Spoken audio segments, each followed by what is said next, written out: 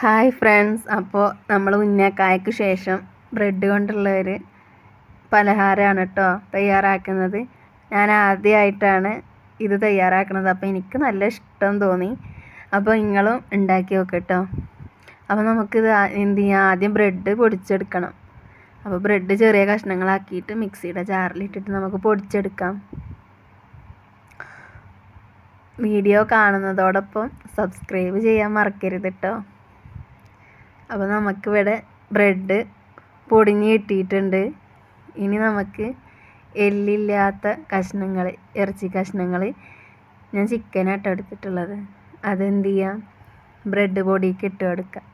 എന്നിട്ട് ബ്രെഡും അതുപോലെ ചിക്കനും കൂടി നന്നായി മിക്സ് ചെയ്യുക.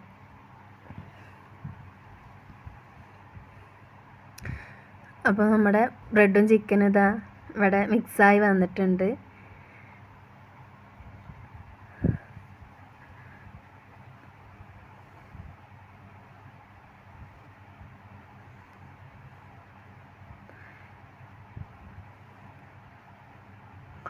അപ്പോൾ നല്ല മിക്സായി വന്നിക്കണം കേട്ടോ. നമുക്കതിലേക്ക് കുറച്ച് ഉപ്പും മുളക് പൊടിയും ചിക്കൻ മസാല ഇട്ട് കൊടുക്കാം. പിന്നെ ഇഞ്ചി വെളുത്തുള്ളി പേസ്റ്റും ഇട്ട് കൊടുക്കാം.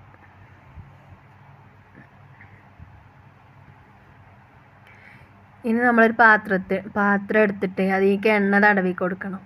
ഇനി നമ്മൾ ഉണ്ടാക്കി വെച്ചിട്ടുള്ള ആ മാവ് എന്ത് ചെയ്യുക, ഇതിലേക്ക് ഇട്ട് നന്നായി കുഴച്ചെടുക്കണം.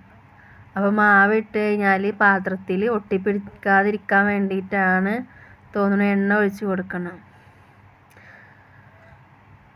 അപ്പോൾ നല്ലോണം എണ്ണ ഒഴിച്ചിട്ട് കുറേ ഒന്നും കുഴച്ച് ബുദ്ധിമുട്ടുണ്ട് കേട്ടോ. കുറച്ച് മാത്രം ഒന്ന് കുഴച്ചെടുത്താൽ മതി.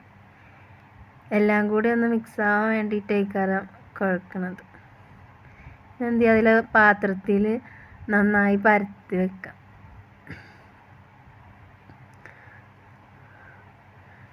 അപ്പോൾ പാത്രത്തിൽ പരത്തിയിട്ട് നമുക്ക് കഷ്ണങ്ങളാക്കണം കേട്ടോ. ചെറിയ കഷ്ണങ്ങളാക്കിയിട്ട് നമ്മളിത് റെസ്റ്റ് ചെയ്യാൻ വെക്കണം ഫ്രിഡ്ജിൽ. ഒരു അരമണിക്കൂറോ 1 മണിക്കൂറൊക്കെ റെസ്റ്റ് ചെയ്യാൻ വെച്ചിട്ട് വേണം നമ്മളിത് ഫ്രൈ ചെയ്തെടുക്കാൻ വേണ്ടിയിട്ട്. അപ്പോൾ ചതുരത്തിലാണ് ഞാൻ വെട്ടിയിട്ടുള്ളത്. പക്ഷേ ഉണ്ടാക്കി വന്നപ്പോൾ ഷേപ്പ് മാറിയിട്ടുണ്ട് കേട്ടോ. നിങ്ങൾക്ക് ഈ വീഡിയോ ഇഷ്ടപ്പെടുകയാണെങ്കിൽ ലൈക്ക് ചെയ്ത് സപ്പോർട്ട് ചെയ്യട്ടോ.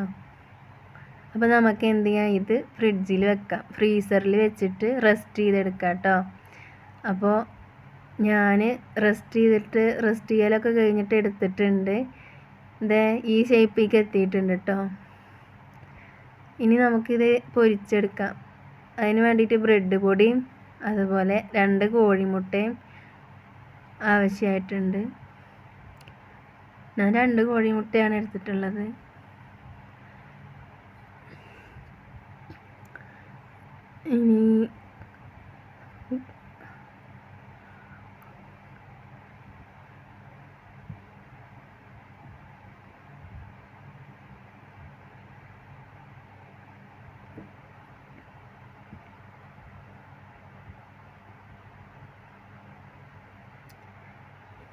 ഇനി നമുക്ക് ചട്ടി അടുപ്പത്ത് വെച്ചിട്ട് എണ്ണ ഒഴിച്ച് കൊടുക്കുക.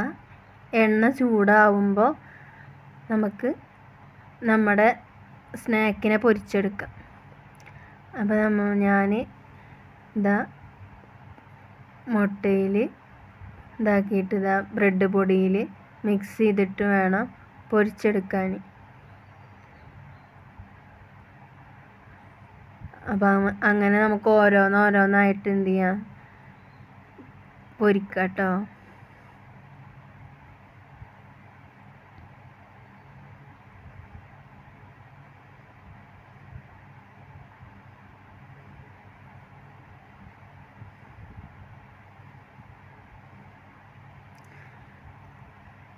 അപ്പോൾ നമ്മൾ